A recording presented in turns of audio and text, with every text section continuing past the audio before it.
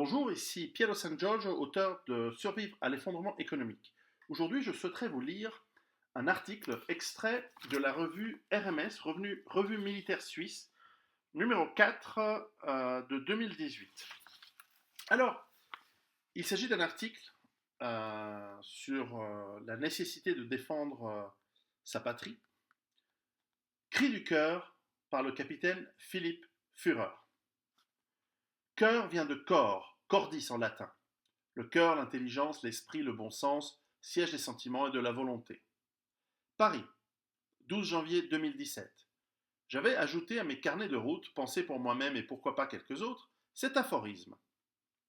À travers le délire médiatique orchestré au nom, l'homme avisé distingue une ligne claire. Entre un comédien cynique à l'ouest et un tragédien scrupuleux à l'est, l'Europe sera sacrifiée sur l'autel de leurs intérêts supérieurs. Et nous resterons les témoins impuissants de ces mélodrames historiques.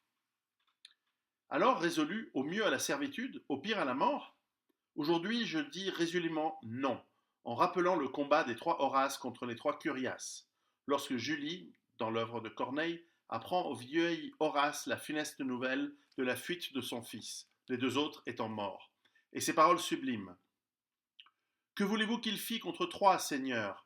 Qu'il mourût, ou qu'un beau désespoir le secourût? L'instinct de vie, puis l'opportunité d'une ruse de guerre, à l'insu de son plein gré. Ce qui prouve que dans les situations les plus désespérées, l'espoir peut renaître. Dès lors, quand bien même nous serions envahis de drones, de robots tueurs, accablés d'armes chimiques ou bactériologiques, tant que nous aurons un souffle de vie, nous pourrons nous battre pour garder l'espoir de pouvoir choisir nos alliés, nous défendre et contribuer à la victoire en sauvant nos libertés. Sans patrie, pas de liberté. Aujourd'hui, plus encore qu'hier et pas autant que demain, les valeurs de l'abnégation, de la discipline envers soi-même, avec valeur d'exemple pour les autres, de la volonté de servir avant le besoin de se servir, en un mot du courage, doivent être cultivées proportionnellement à l'inexorable montée des périls. Faire des réserves d'eau et de vivres ne suffit pas si nous ne sommes pas capables de les partager avec celles et ceux qui en ont autant besoin que nous. S'entraîner au tir, au combat et à la résistance ne sert à rien si nous n'armons pas d'abord nos esprits pour lutter contre notre égoïsme. Dans notre douce Helvétie, qui serait encore prêt à donner sa vie pour sauver celles de celles et ceux qu'il aime? Or, chaque citoyen a des valeurs à défendre, matérielles et spirituelles. Si donc tu veux la paix, prépare la guerre. Et j'ajoute que si tu ne veux pas la guerre, n'oublie pas d'œuvrer pour la paix. Mettons de côté nos querelles de voisinage, car le pays exigera que nous tournions notre agressivité vers l'extérieur et non l'intérieur. Un jour que je conversais avec le commandant de corps Jean Apt, devenu un ami, il m'avait dit, suite à l'obtention de mon grade de capitaine à 61 ans, vous voyez qu'on finit toujours par reconnaître les mérites. Boutade à part, j'ai toujours été convaincu d'une chose, parce que c'est une évidence. Si tu veux que le pays fasse quelque chose pour toi, fais quelque chose pour lui, selon la formule du président américain John Fitzgerald Kennedy.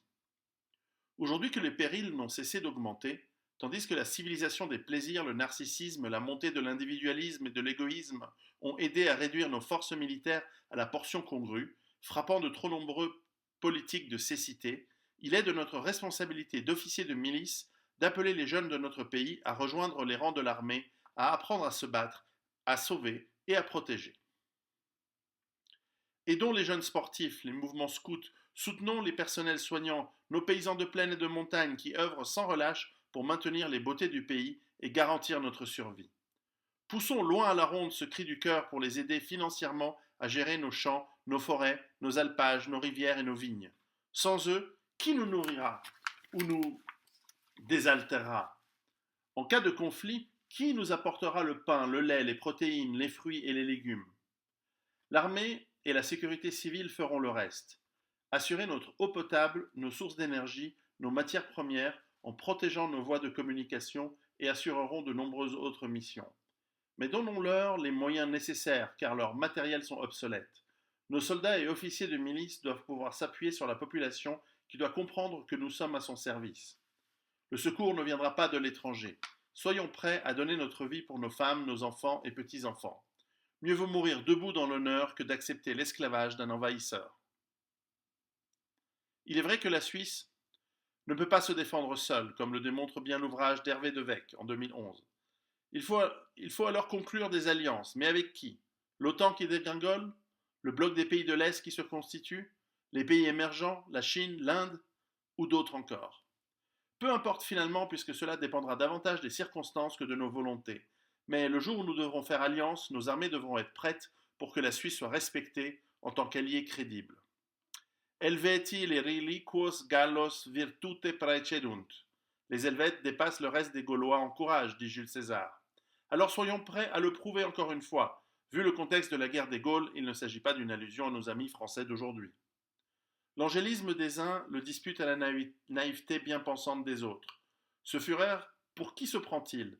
Ce donneur de leçons, perclus de truisme suranné et, partant, ridicule, simpliste comme aiment à dire certains intellectuels, les utopistes de dire, mais il se prend pour Cassandre.